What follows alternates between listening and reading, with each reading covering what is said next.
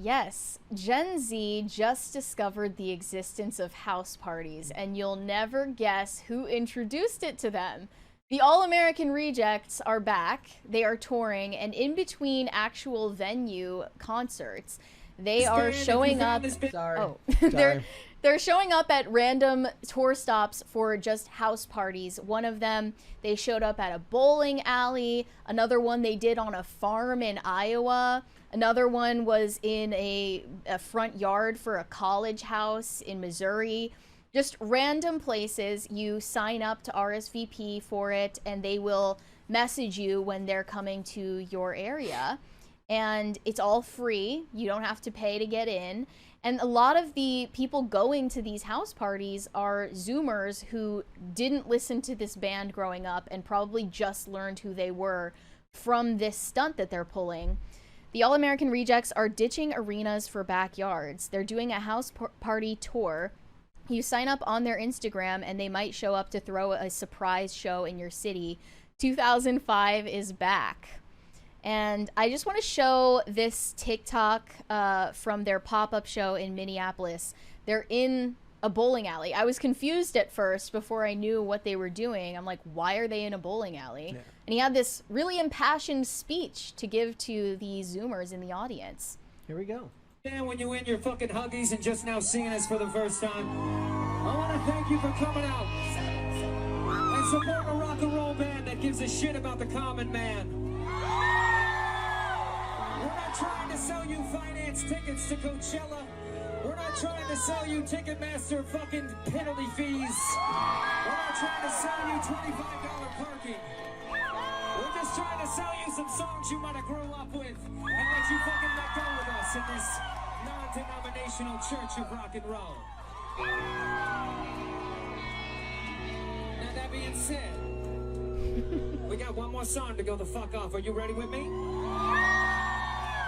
So I'm torn, right? Because part of the message is that they're against monetizing your art because he's talking shit about bands who do arena tours, bands who go to Coachella, you know, anyone who's in like the Live Nation industrial complex. Yeah. And he's acting like he has more integrity than them because he's doing shows for free. Meanwhile, the All American Rejects is preparing for a tour where they're opening for the Jonas Brothers in arenas. So they kind of want to have both their cake and eat it too. However, I do see the white pill in all of this, which is that Gen Z sees these videos on TikTok going viral and it motivates them to actually leave the house for once and be around other people and experience like going to a party for the first time. And I'm not even exaggerating. I've seen so many tweets about this where Zoomers are saying like, this looks like just like those parties that I always saw in movies. And it's because they genuinely have not experienced anything like that in their lives. I will say that movies did set parties up to be a big letdown if you watched parties in movies as opposed to parties in real life. Yes. You had to be, like, your good time had to be subsidized by actually having fun with people that you liked because they never lived up to the expectations that came from the parties in the movies. I recently watched, what was it? Not Saved by the Bell. Beverly Hills 90210. I watched the pilot for the first time. There were no parties like that when I was growing up. I grew up in the suburbs. Certainly not. But it was definitely closer to the real adolescent experience of millennials who went to house shows and actually listened to the All American Rejects when they were at their height of popularity and like bringing pop punk to the mainstream. One of the viral tweets about this said, "It's kind of insane that this band in a few weeks has completely changed their legacy and secured an entire new generation of fans by actually caring." I think it doesn't preclude you from caring about art to charge people to see it, but I get the point they're trying to make. It's like in a smaller venue, you are able to make eye contact with the people watching and singing along, and it feels like there's more connectivity in the room, and it feels like a more human-to-human experience. I get that. And then there's also just the charm of them playing these random venues that aren't venues. Like this one I sent you, Brett, is them playing a show at a farm in Iowa. Those people down This there. one? Yeah. Little goes like this, and then it goes like this, and then the cars go like this, and then like this. I mean, his what happened to Ames, Iowa? his language in the previous video about the common man is very right-wing coded. You think? Yes, I mean I'm not saying he is, but I'm saying that it would be perceived that way. The rest of Maybe. it was when I think of that, I don't think of leftist anti-capitalism. I think it's perfectly apolitical to just have this like kind of charming, like rebellious side. What? Like this headline: All American Rejects pop-up show rocks Columbia house party. Police arrived, but they allowed them to do the encore. Yeah. They got the cops called on them because this didn't have a permit, and the cops showed up and just let them keep playing. Like, that's such a charming story. What did he say earlier? He said the non-denominational Church of Rock and Roll would have gone hard in the early 2000s. He's just a couple of decades too late. This was his comment about their house party tour. The whole thing was a weird synchronistic happenstance of reactivity. We played a random house party, and all of the shows we played in the last 10 years, it was a big wake-up call to the reality of why we started doing this.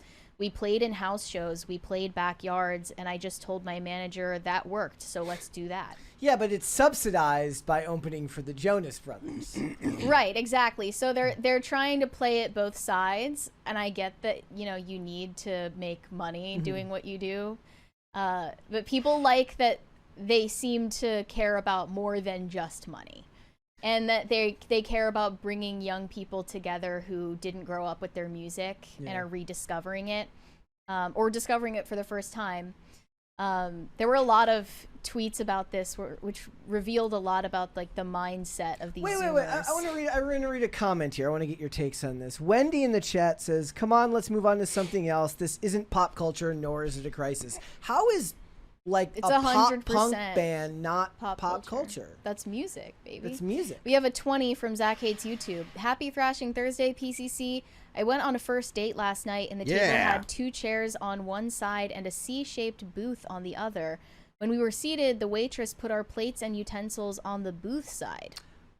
So to seat them together, I guess. Yeah. Based. So the other day we were down at me and Olivia were sitting outside of the restaurant, and the sun was just like in my eyes, and I was like, I guess I have to put up with it because we're not sitting on the same side. But it ended up not mattering. Not opposed. It ended up not mattering because the guy who owns the restaurant, they have like the big awning.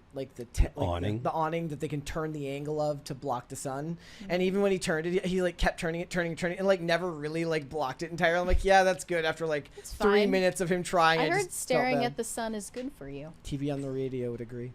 But Phil, what do you think of the messaging behind what they're doing? I mean, I don't know if it's how authentic it is, right? All American Rejects was a decent sized band, but what they're implying is that the people that they're playing for aren't familiar with them, but you don't get a boatload of cars lined up down the street and stuff unless people are familiar with you. So there's some kind of incongruity there. I'm not sure how people find out about these shows, because unless you're a really big band, a pop-up show like that is really hard to do. If you're just like, if you're a nobody band and you're just like, hey, we're playing in your town, people are like, sick, Great. I'm gonna go do my dishes, right? They're like, I've got chores to do, I've got whatever. Especially nowadays where like it's really hard to get people to come out to shows, because 20 years ago it was shows were what people had to do. You would get maybe 2 or 3 options of something to do that night, right? Mm-hmm. Nowadays, you're literally competing with almost an infinite array of things. You're competing with the internet, you're competing with Xbox, you're competing with computer games, you're competing with Netflix, you're competing with and you're asking people to spend at least $100, right? Like to go out to a show, you got pay for tickets, probably going to be 50, 60, 70 bucks for 2 tickets, a couple drinks and parking, you're at $100, and money's fairly tight for most people. So the idea of a pop-up show... That's where Klarna comes in. Yeah, great. That's the idea of a pop-up show just being like, oh, pop-up show and a boatload of people. I feel like this is disingenuous, right? Either it was promoted well or people knew who the band is, which again, I mean, I know who All American Rejects are. The narrative that young people wouldn't know who All American Rejects are probably is true. You know, if you're 15 to 25, you're like, who's this band, I assume? So something doesn't add up to me. And I feel like, you know, either they're playing for their fans, they're getting in touch with fan club people, or, you know, they're making people aware of it somehow. Because, again, you don't just do a pop-up show and have a bunch of people that don't know who you are show up for your show. Well, I think it's that a lot of people who weren't even fans with them until recently are signing up for the text message, and like it's maybe a day's notice that they text you that they're showing up in your city, and if you make it, you make it. You don't, and the concerts are all free. The pop-up shows. Yeah, are all I mean, free. maybe So, again, it maybe seems worth it to them just for like the human experience of being around other people and having Free fun, does help. which Free does Gen help. Z doesn't generally do. No. We have a follow-up from Zach Hates YouTube. Thank you for the big super chat.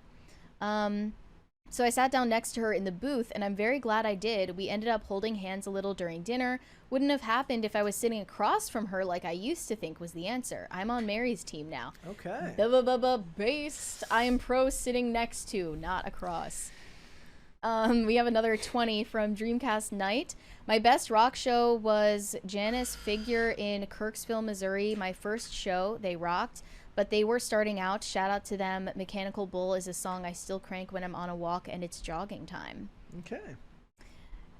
This is just like, it's heartwarming to me. I think that this is like a happy story for Gen Z. Like, finally, most of the things we talk about with Gen Z, it's a sign that they are incredibly stunted and socially isolated and chronically online. And this is an example of them at least claiming that they want to experience something else in the real world. And here were some of the revelatory tweets about it. The All-American Rejects doing house parties in 2025 for the culture is beautiful. It's not only about the business side of things, but it's about the culture. They said, this is like a movie scene. That's what they keep saying. It's like the movies. And then the All-American Rejects kicking off their comeback with house parties is the best music marketing I've seen in a while. Artists need to take notes on the spaces their fans actually want to see them in. I'll give you a hint, it's not an amphitheater. Another one said, the All-American Rejects house tour is restoring my faith in humanity. In a world where there is much inauthenticity, this feels like genuine artistry and people get to enjoy it. And then another one said, this is what I was promised house parties would be like in movies I watched growing up. Yeah, and again, like, the people that have issues with like big venues, which it sounds, one of those comments was definitely, you know, a jab at big venues. And look, the cost of a tour is so astronomical. A lot of times, if a band can get into a big venue, it's necessary, because a lot of people would be like, oh, I don't want to see them in a big venue, and then you see them in a club and it's just a small light package, and like, well, the show was kind of lame. You know, all they did was they got up there and they had some lights, but it wasn't really a show. And nowadays you've got like all the biggest bands that you see are all bands that have theatrics. Like Sleep Token's like the #1 band going. Falling in Reverse has has a lot of theatrical stuff in their stuff. Ghost put on masks and stuff. Slipknot put on masks. I mean, in this moment, do a bunch of things. There's very few bands that are just, we throw on the clothes that we wear during the day and get on stage and just go. Like, that isn't cool anymore. That was cool in the 90s and maybe in the early aughts. Nowadays, that doesn't fly. You have to do something to set yourself apart. So this idea that, like, oh, you know, I don't want to see bands in theaters or in amphitheaters, like, look, man, it's hard to do a show. It's hard When to a do a crisis show. party happens. It's hard to do an episode of this show. It's hard to do a tour because it's just so expensive. Yeah. I mean, the cost of just a bus nowadays, and I think I might have said this before, but like, we did a tour in 2022, and then we did the Megadeth tour last year. The cost for a bus from 2022 to 2024, 24 I mean, it was it was almost 50% more. Yeah. And it was nothing different. It was just a bus. So like, Is that from the rental or the gas? well, it's everything included. Okay. So the rental, the cost of hotel rooms goes into the cost of a bus. So inflation really, really hit hard, and it's a big deal when you're talking about gas, renting the bus, paying a driver, paying for the driver's room, maintenance on the bus, like all that stuff goes into the cost. So I get why people would say I don't want to see shows in, big amphitheaters, but at the same time, if you want there to be a big show, it has to be in amphitheaters.